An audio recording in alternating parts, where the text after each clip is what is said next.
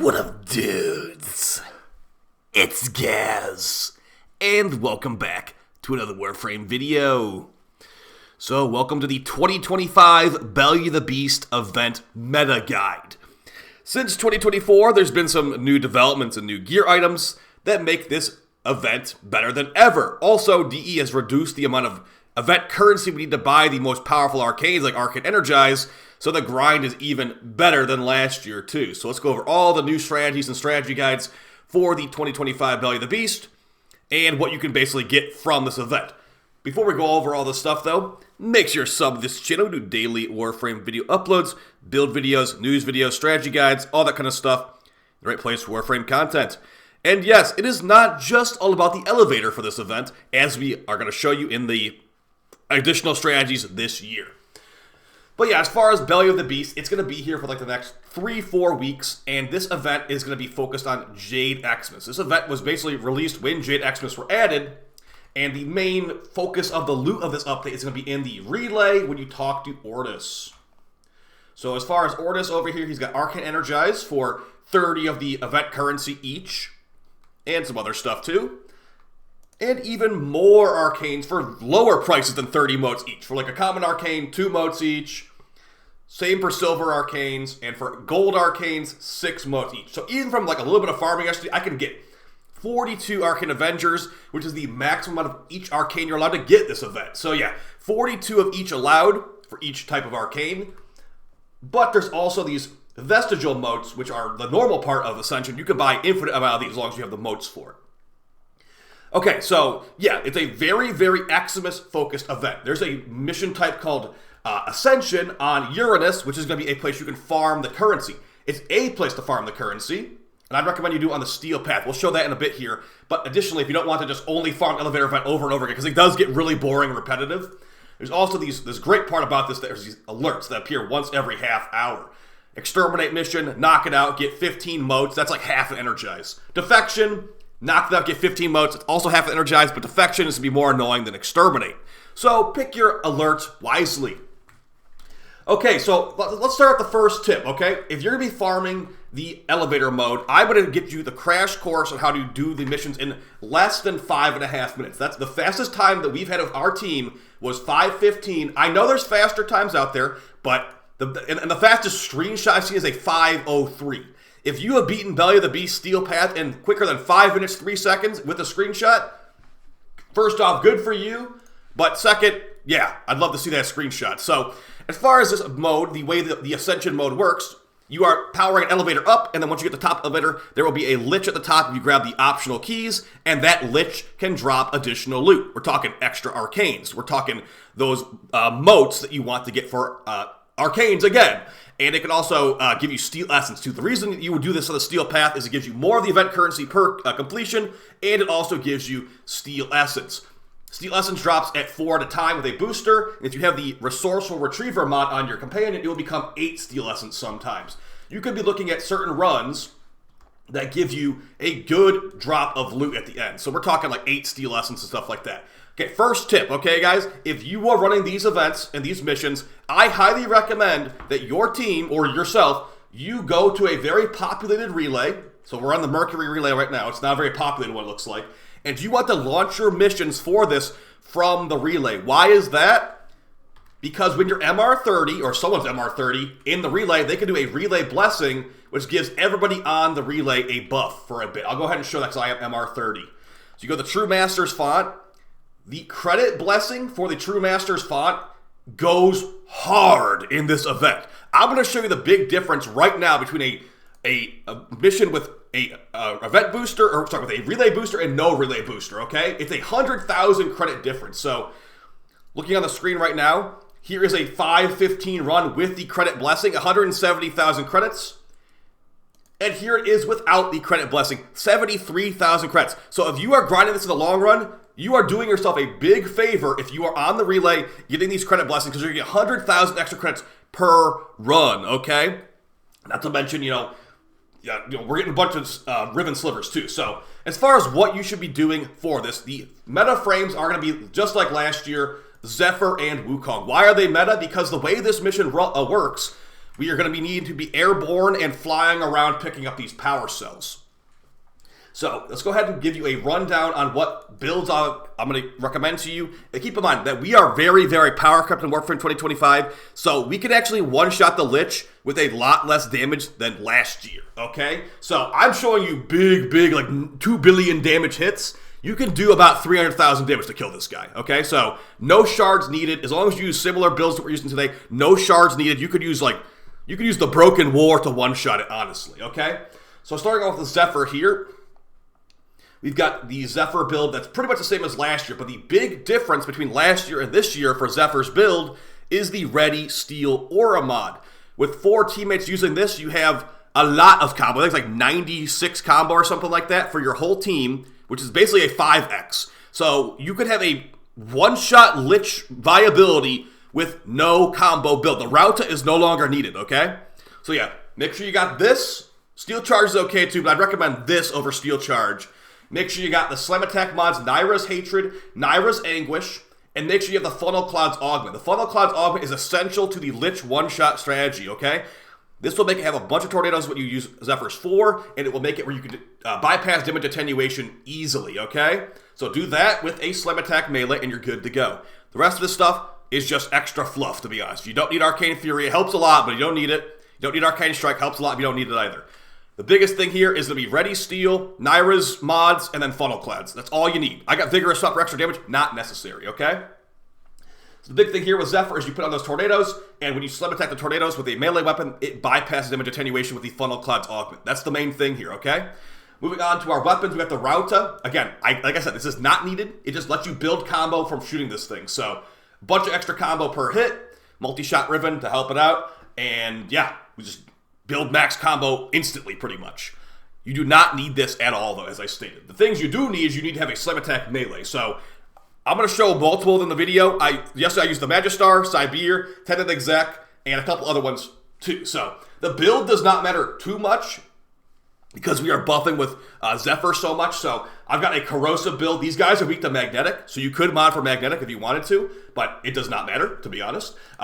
So, yeah, I've got a corrosive build. This works against Greer. We're fighting Corpus, so I got Smite Corpus on here because the Lich is considered a Corpus, okay? So, the way this works is that you want to one-shot the Lich. If someone on your team shoots the Lich before you do, you will potentially not one-shot the Lich, and you are going to be, you're going to be put in timeout pretty much. If you make the Lich not get one-shot, you're in big trouble, okay? So, make sure that if you are the Zephyr or you're the Wukong one-shotting, or whoever you are one-shotting, make sure that your teammates know, hey, don't go over here and shoot this thing with your Amprex or whatever. It's going to make it not get one-shot, okay? That's how damage attenuation works. If someone shoots it before you one-shot, it will potentially mess up your one-shot. And also, it does not have to be you one-shotting technically. Let's say that you own Zephyr and your teammate doesn't, but your teammate has a really good Slam Attack build and you don't. You can put the tornadoes down as Zephyr and then you have your teammate one-shot it, okay? You don't even need to have purple shards. Just have a good melee slam build and one-shot that Lich with Zephyr's clouds, okay? It does not need to be Zephyr herself, but she does need to put down the clouds. Finishing up this build here, we just have melee exposure, on ability cast, increased damage, just helps a lot. Really easy to proc for this too. Our Tenet Exec is an electric one right here. Now for the Magistar, it's going to be the build does not matter a whole lot, to be honest.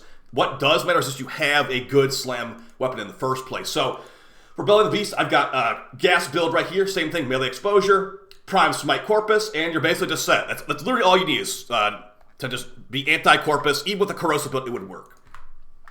Okay, and we also got Naramon to not lose combo. Now, as far as companions for this, guys, I'd recommend that you bring a Beast companion because, as I stated, the Steel Essence from the Lich can be doubled by Resourceful Retriever. Getting 8 Steel Essence from a run is a lot better than getting 4 Steel Essence from a run, especially if we're doing this mission hundreds of times. So, yeah, I'd rather take 800 Steel Essence over 400 Steel Essence personally. For the rest of the build, we got Buck, and Buck can make us go invisible. Keep in mind that when you are invisible with Buck or with Shade, you will lose invisibility when you do a melee attack, okay? But when we show some of the Wukong builds, you might not have to worry too much about being visible all the time. But yeah, big thing here with Buck is he can make me invisible so I can pick up these energy cells in peace. There's lots of Jade Xmas in these missions, but with Silence, they pretty much don't even exist. Additionally, Buck can attack enemies while he's invisible, and since Corpus are shields, you can use Sepsis Claws to have Buck one-shotting Corpus through their shields. Keep in mind, though, that Buck, if Buck attacks the Lich, he will mess up your damage attenuation, so be very, very careful about Buck attacking the Lich.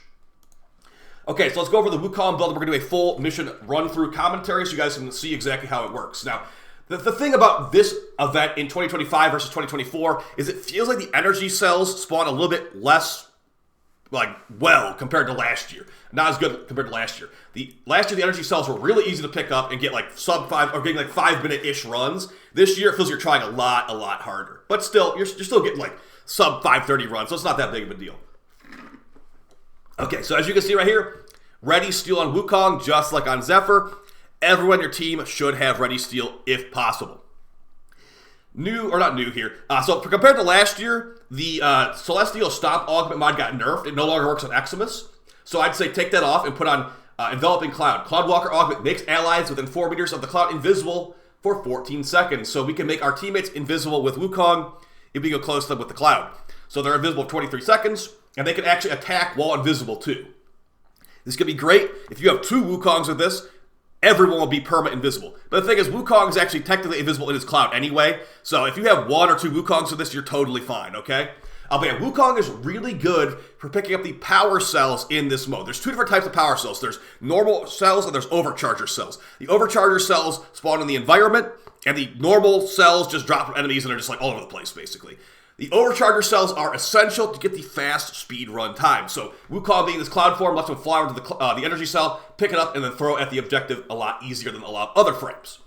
But as far as the rest of the stuff here, you might notice it's very similar to the Zephyr build. But the biggest thing here is we got Silence from Banshee. 47 meter radius will cover the entire area of the elevator you're going through.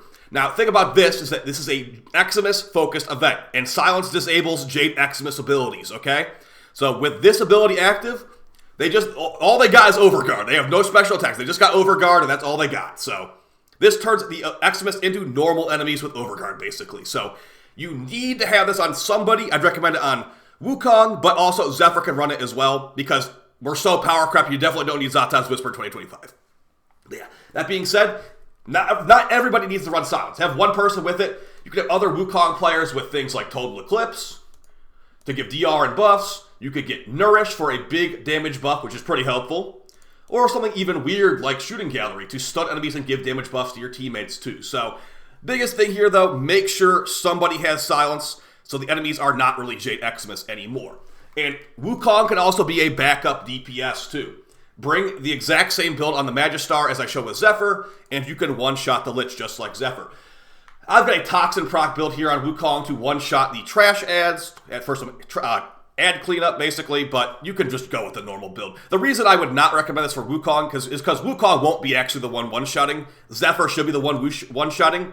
So with Wukong, you can actually have an anti-Corpus, Toxin one-shot build as well, to have him one-shotting trash ads and Eximus. But really not necessary. Okay, now they're going to have those 2 frames. Oh, and by the way, the team that did a 5-minute, 3-second run, their team comp was as follows. 2 Wukongs, 1 Zephyr, and 1 Wisp. So the thing about Zephyr and Wukong and Wisp and Volt is that Wukong's Cloud is affected by movement speed multiplier buffs. So Volt speed and Wisp modes will help you a lot. Okay, let's do a full gameplay commentary of a sub 530 run, okay? So I've got the Tenet Exec equipped in this mission. Again, it's a corrosive build. It does not matter. This Lich takes less than 1 million damage to one-shot, and I'm doing 900 million damage. So, yeah. You could definitely take every purple shard off this build. You could take Zatan's Whisper off. You could literally just go bare bones. As long as you got Funnel Clouds and Slam mods, it should be still a good one-shot, okay? So we're on the steel path. As far as the best ways to save yourself time and do quick runs here, the best time-saving areas are going to be the beginning here. You need to go and activate that moat collector immediately. Like me jumping around really slowly, I wasted about 3 seconds there. That could have been a little bit faster. So, on this beginning phase right here, this is where you just defend. It's pretty much like a 2-minute wait. You sit around and you just wait for 2 minutes. Once that's done, you can activate the moat collector, or you can activate the defense objective in the other area and activate the elevator. But for right now, just sit around and wait pretty much. It's a great time to use Auric and Eye landing craft ability. As I stated earlier, it feels like the Ayatan Sculpture spawn rate is nerfed compared to last year, but we still got 2 or 3 of them in a farm sesh, so it's still worth throwing out an Auric and Eye. Keep in mind, the Ayatan Sculptures only spawn in this first area, So you don't need to really scan in the second, like in the elevator area at all. Once the boring beginning part is done, move on to the elevator. But yeah, don't be too lazy on this part, guys. Corpus will spawn. If you do not have silence on your team, the Corpus can technically kill the objective. So having your silence Wukong here, just like holding down the area, is quite good. Elite on calls are also good here too. And keep in mind, elite on calls can actually technically one-shot the Lich as well. So if you don't have a slam melee, there are other options, but I'm showing you the most consistent one today. Okay, now that we've activated we finished the first boring part, we just go to the objective. So escort it over to the elevator. There will be a guaranteed overcharger cell right where Hugs for Ducks is standing. And you can grab that, and then you can throw out the objective. Now, here's where the skill check and like the actual gameplay aspect of this event comes out. Once you activate the thing, now overchargers will begin to spawn. Overchargers have set spawn locations, but those spawn locations being active or not is RNG, okay? So your objective here is to find the hidden Sister of Parvos keys to activate the Lich, which there's one right there. There's hidden spots for them. But also, you're supposed to get as many overcharger power cells as possible, which again, as I said earlier, they will be hidden in the environment, okay? So killing enemies does not really matter here. Finding overcharger cells does. So your objective here is to slowly follow the elevator upwards. The overchargers will spawn somewhat near the elevator as it goes upwards, but it's not going to spawn like right in front of your face a lot of times. So run around the perimeter of the elevator shaft as you're, escorting it upwards. If you see a extremely bright, glowing green icon on your HUD, that is probably an overcharger. If it's not, keep looking for an overcharger, basically, because there are times they spawn right next to each other. So, teammates helping you out grab these overchargers here is great. This is where Wukong is the actual master of overcharging. And as you see in the environment, there's one right there. You will definitely know when it's an overcharger. It glows from really far away. An additional tip, if you're someone who likes to ADS a lot while you're jumping in this game, ADSing will drop the overcharger cell, okay? So be really careful about that. And as you see, I found another overcharger cell. What makes these runs go fast or slow is your RNG and how many times you get the overcharger cell. Unlike last year, there is no overcharger cell limit. So if you see an overcharger cell, immediately throw it at the objective, guys, okay? You can throw it from really far away and it will still count. But yeah, the main thing here this year is getting the overcharger cells because it does feel like they've been reduced in spawn rate to some degree. That being said, if you don't have it overcharged the whole time, it's not that big of a deal. It's just kind of the nature of the RNG of these spawns. But yeah, just as long as it's overcharged the entire time, you should be good to go. Now, as you go up, make sure you get those 3 Lich optional sister beacon keys to get that extra loot, because you're going to want the extra loot in the long run, because this is a mission you'll be grinding quite a bit. So, yeah, you do not do what I'm doing right now. Do not go, super down low to find overchargers. They will not be spawning that far down low after a while. They usually follow, the path that the elevator is taking. So, as you can see right now, there is no overcharging right now active. There's an arrow going upwards on the elevator power bar thing when it's overcharged. You want to see that elevator overcharged the entire time, guys, okay? Now that we got to the top of the elevator shaft, you as Zephyr put on your funnel clouds on the left side of the elevator. Well, it's actually probably the right side, whatever. And once you put those down, now the one-shot is ready. As long as you have a 5x multiplier with your Magistar or whatever somewhat decent slim attack weapon you're using, it will one-shot pretty much no issues at all. I guess the issue would be your teammate messing up the damage attenuation, but as you can see right now, tornadoes are down, I'm ready to go, and you can hardly even see the Lich spawn in because it gets so one-shot. And if you look closely, that was about 500,000-ish damage to one-shot her there. So when I'm doing 900 million damage or 2 billion damage, we are overkilling her hardcore. So once that's done, the mission is basically done, and you just escort the objective to the extraction. As you can see, Silence is stunning the enemies in their tracks. There's no risk of the objective dying here with our meta strategies today. So yeah, pretty much nice and good to go. So moving on from that one, it's 5-ish minutes run. Moving on from that, let's talk about some other things you could do in this event that could potentially be fun for you. Okay, so this is not for me personally, but since the event is focused on Eximus, there actually are some alerts that could be an Eximus and RIVEN SLIVER farm. So these alerts that pop up once every hour or whatever can become crazy RIVEN SLIVER farms, and it multiplied the loot for us at the end. We got 2.4 million credits, and also, so this is our loot from a 13-minute alert we basically farmed out. So this is not, I have 30,000 Riven Slivers, so not for me, but maybe for you, you could like this. 138 Riven Slivers, 8 Steel Essence, 2.4 million credits, and 15 volatile modes, basically half energized. Certain alerts will have a lot of enemies spawning, and since all these are basically mini Xmas strongholds, if you are someone that needs lots of Riven Slivers, this could be an opening for you to get caught up on Riven Slivers, basically. Now, take my word for it, you don't want to get too, air quotes, caught up on Riven Slivers, because when you have 30,000, you will never turn them in anyway, because they're too bottlenecked. But hey, if DE ever reworks Riven Slivers, maybe you'll regret not having a bunch of them. So, as it stands right now, look out for interception alerts. You can basically capture 2 waves and neutralize 1, and basically make the waves last as long as possible. You can keep farming Riven Slivers. As I said, we're getting over 10 per minute for the most part in this mission. Not to mention all the credits that Xmas drop, getting multiplied at the end, 2.4 million credits in 13 minutes. So, yeah, that's going to be basically the event guide this year, guys. Let me know if I forgot anything that is important, but as it stands right now, I would say that Wukong and Zephyr are still the meta, like last year. Volt and Wisp could also help a lot to buff the movement speed of your frames, including Wukong's Cloud. And yeah, lots of slam weapons work, guys. Again, like I'm showing like overkill, a lot of overkill. There is a bare bones version of this out there where it's like no Archon shards, no Prime Mod, even normal Smite Corpus. But that's what I was using. I want to show you guys what I was using. I'll see you again very soon. And yeah, well, the weekly reset on Sunday, and also Zaku Prime Lavos Prime comes out next week. So keep an eye out for coverage on that on the channel as well. All right, guys, have fun farming the event and get those energized.